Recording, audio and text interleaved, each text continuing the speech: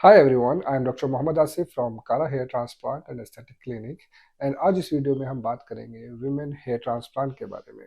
Women hair transplant के बारे में बहुत सारे क्वेश्चंस रहते हैं कि ये किन कंडीशन में आपको विमेन हेयर ट्रांसप्लांट कर सकते हैं, वो कौन कौन से फैक्टर्स हैं जिसकी वजह से हेयर लॉस हो सकता है, और विमेन हेयर ट्रांसप्लांट में क्या क्या कंसिडरेशन है, क्या क्या सेफ्टी गाइडलाइंस हैं, और रिजल्ट्स कब देखने को मिलते हैं। ये सारे के सारे क्वेश्चंस का आंसर आपको इस वीडियो में देखने को मिलेंगे। सबसे पहले समझते हैं, is women hair transplantation possible? The answer is yes, definitely. Like male hair transplant, women में भी हेयर ट्रांसप्लांट किया जा सकता है। इसमें प्रोसीजर भी ऑलमोस्ट सेम रहता है। जैसा कि हम जानते हैं, हेयर ट्रांसप्लांट एक ऐसा सर्जिकल प्रोसीजर है जहाँ से हमें एक डोनर एरिया का रिक्वायरमेंट है, जहाँ से हमको बाल को हार्वेस्ट करना है, और एक रिसिपिएंट एरिया का रिक्वायरमेंट रहता है जहाँ बॉल्डिंग है और वहाँ पे हमें उसको इम्प्लांट करना है। सो लाइक मेल, विमेन में भी ऐसे एरियाज हो सकते हैं जहाँ से हम बालों को हार्वेस्ट कर सकते हैं, usually on the back of the scalp. अब वहाँ से हेयर को निकाल सकते हैं, और जहाँ पे बॉल्डिंग है, जैसे सेंटर पार्ट हुआ या हेयर लाइन हुआ, अब हम वहाँ पे हेयर को इम्प्लांट भी कर सकते हैं। वो कौन सी कंडीशन है जिसमें हेयर ट्रांसप्लांट विमेन में हम कर सकते हैं? इसमें सबसे पहले है फीमेल पैटर्न हेयर लॉस या जेनेटिकली डिफाइंड हेयर लॉस। इसमें फैमिली हिस्ट्री रहेगी बॉल्डिंग की, थिनिंग से स्टार्ट होता है, हेयर लाइन रिसेशन हो सकता है, पैराइटल हेयर लॉस हो सकता है, क्राउन से भी हेयर लॉस वीक हो सकते हैं, और धीरे धीरे करके एक बॉल्ड पैच डेवलप हो सकते हैं। अगर सिग्निफिकेंट बॉल्डिंग हो चुकी है, हमें परमानेंट सॉल्यूशन चाहिए, हम हेयर ट्रांसप्लांट की मदद इन कंडीशन में ले सकते हैं। दूसरी कंडीशन है थायराइड रिलेटेड डिसऑर्डर। इसमें भी काफ़ी सिग्निफिकेंट हेयर थिनिंग देखने को मिलता है। अगर ये डिफ्यूज पैटर्न है जिसमें पूरा स्कैल्प इन्वॉल्व है, डेफिनेटली इसमें हम ट्रांसप्लांट नहीं करेंगे, क्योंकि दोनों एरिया जो हमारा सबसे मेन एरिया जहाँ से हार्वेस्टिंग करते हैं वही इन्वॉल्व हो जाता है। इसमें हम लोग रेस्ट्रिक्ट करेंगे अपने को, लेकिन अगर ये लोकलाइज फॉर्म है, डेफिनेटली हम उसमें हेयर ट्रांसप्लांट कर सकते हैं। तीसरी कंडीशन जिसको ऑटोइम्यून डिसऑर्डर कहते हैं, जैसे एसएलई, जहाँ पे सिग्निफिकेंट बॉल्डिंग हो चुकी है, डिजीज प्रोसेस रुक चुका है, उस कंडीशन के अंदर भी अगर रिक्वायर्ड है, हम हेयर ट्रांसप्लांट को कर सकते हैं। इसके अलावा भी और कंडीशन है, जैसे ट्राइकोटिलोमेनिया या स्कार रिलेटेड डिसऑर्डर, जहाँ पे हम हेयर ट्रांसप्लांट को कर सकते हैं। विमेन हेयर ट्रांसप्लांटेशन क्या एक परमानेंट सोल्यूशन है हेयर लॉस का?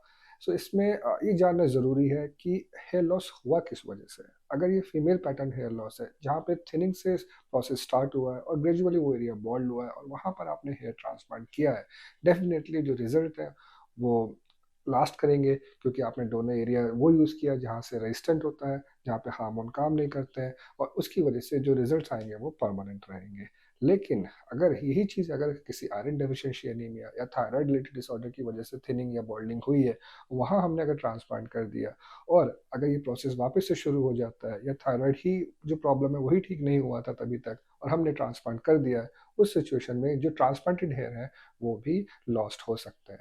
The differences between male hair transplant and women hair transplant, किस किस तरीके से चेंजेस आते हैं अगर हम विमेन में हेयर ट्रांसप्लांट करते हैं, in terms of designing, in terms of the donor selection. So जो हेयर लाइन डिज़ाइन है मेन एंड वुमेन में, मेन के अंदर यूजुअली ओवल या एम या वी शेप हेयर लाइन रहता है, जबकि वुमेन के अंदर ये इन्वर्टेड यू शेप डिज़ाइन रखते हैं। इसके रीजंस हैं, क्योंकि नेचुरल पैटर्न हमें फॉलो करना है, और नेचुरल भी यही पैटर्न होता है जिसमें साइड में जो टेम्पल एरिया है वहाँ पर जो एक एंगल बनता है जिसको फ्रंटो टेम्पोरल एंगल बोलते हैं, वो मेन के अंदर मौजूद होता है, लेकिन वुमेन में ये ऑब्लिटरेटेड होता है। वहाँ पर काफ़ी ज़्यादा हेयर रहते हैं, और इसमें एक विडो पीक एक ऐसा पॉइंट है जो इसको काफ़ी ज़्यादा नेचुरल बनाता है, जो सेंट्रली प्लेस्ड होता है। वुमेन में ये सबसे ज़्यादा 83 to 90% of women they have this. So अगर आप हेयर ट्रांसप्लांट कर रहे हैं तो आपको इन दो पॉइंट्स का ध्यान रखना ज़रूरी है। सबसे पहला विडो पीक, और second point is obliteration of frontotemporal angle, मतलब U shape hair line design. Hair line designing के अलावा ये भी मैटर करता है कि हेयर को किस एंगल पे हमने प्लेस किया है। मेन के अंदर ये थोड़ा कम एक्यूट हो सकता है, लेकिन विमेन के अंदर ये almost parallel to the surface होता है, मतलब ज़्यादा एक्यूटली प्लेस होते हैं, जिसकी वजह से हेयर लाइन में एक नेचुरल लुक क्रिएट होता है। इसके अलावा ओवरऑल डेंसिटी भी देखा जाए तो वुमेन के अंदर काफ़ी कम होती है। मेन के अंदर जो रिजर्व दोनों एरिया जैसे बियर्ड या बॉडी हेयर होता है, वो वुमेन में हम लोग नहीं ले सकते हैं। तो ये सारे के सारे फैक्टर्स आपके हेयर ट्रांसप्लांट सर्जन कंसिडर करते हैं, उसके हिसाब से एक प्लानिंग होती है, एक मैपिंग की जाती है, और सर्जरी को परफॉर्म किया जाता है। Let me give you an example, जहाँ पर हमने एक हेयर ट्रांसप्लांट परफॉर्म किया है। एक विमेन जिनका एज 28 ईयर ओल्ड है, फीमेल पैटर्न हेयर लॉस है, साइड से भी बाल कम हुए हैं, और साथ साथ हेयर लाइन भी रिसीड हुआ है। हेयरलाइन रिसीडिंग जो हुई है वो करीब 2 से 3 सेंटीमीटर हुई है, जबकि साइड हेयर लॉस जो है वो 6 to 8 सेंटीमीटर तक डीप हो चुका है। हेयर ट्रांसप्लांट करते टाइम हमें दोनों एरिया को सेलेक्ट करना है, जिसमें एक पीछे एक विंडो क्रिएट किया गया है, ट्रिमिंग किया गया है सर्टेन एरिया जहाँ से हमको हार्वेस्ट करना है, और जहाँ पे हमें इम्प्लांट करना है उस एरिया को भी ट्रिम किया गया है, लेकिन सारे बाल निकालने की ज़रूरत नहीं पड़ी। सभी विमेन हेयर ट्रांसप्लांट में ऑलमोस्ट शेव करने की ज़रूरत नहीं पड़ती है, जो रिक्वायर्ड एरिया है मिनिमल ट्रिमिंग होती है और आप उसको एक अच्छे स्टाइल के थ्रू उसको कवर कर सकते हैं। और इस कंडीशन के अंदर हमने करीब 2700 हेयर ग्राफ्ट्स को हार्वेस्ट किया, उनको इम्प्लांट किया है। उसके रिजल्ट्स आप देख सकते हैं, 6 मंथ इंटरवल पे हेयर लाइन बिल्कुल नेचुरल है। जैसे मैंने आपको बताया था, बिल्कुल यू शेप हेयर लाइन है। विडो पीक को मेंटेन किया गया है, और जो हेयर लाइन है जो 2 से 3 सेंटीमीटर रिसीड हुआ था उसको नीचे लेके ड्रॉप डाउन किया गया। साइड से जो टेम्पल्स काफ़ी ज़्यादा विजिबल थे उनको भी कवर कर दिया गया। The recovery time after the hair transplantation as well as the technique use in a women hair transplant surgery. So इसमें आपने सबसे ज़्यादा जो सुना होगा, हमारी वीडियोस में भी देखा है कि सफ़ायर एफयू हेयर ट्रांसप्लांट के बारे में बहुत ज़्यादा डिस्कशन होता है। सफ़ायर एफयू एक ऐसा मेथड है जिसमें हम बहुत मिनिमल इंसिजन देते हैं, जिसमें बहुत ज़्यादा पास पास आप बाल लगा सकते हैं, डेंसिटी ज़्यादा मिलता है। इसके अलावा जो इंसिजन का जो स्कार है वो नहीं बनता है, और रिजल्ट्स बहुत नेचुरल लगते हैं। कभी भी अगर हेयर लाइट भी अगर आपके हेयर लाइन पे पड़ेगा तो आपको वहाँ पे कोई डैमेज देखने को नहीं मिलेगा। इसके अलावा जो रिकवरी टाइम है, जो भी ट्रांसप्लांटेड हेयर है, वो आपके 10 से 15 दिन के अंदर शेड होने लगते हैं, और एक रिकवरी टाइम आप ये मान सकते हैं कि 1 वीक लगता है, जिसमें पूरा स्वेलिंग या रेडनेस या स्कैब्स को जाने में। इसके बाद जो रिजल्ट्स आने शुरू होते हैं वो सेकंड या थर्ड मंथ से आते हैं, जो करीब करीब 5 से 6 महीने के अंदर जाके पूरा रिजल्ट आपको मिल सकता है।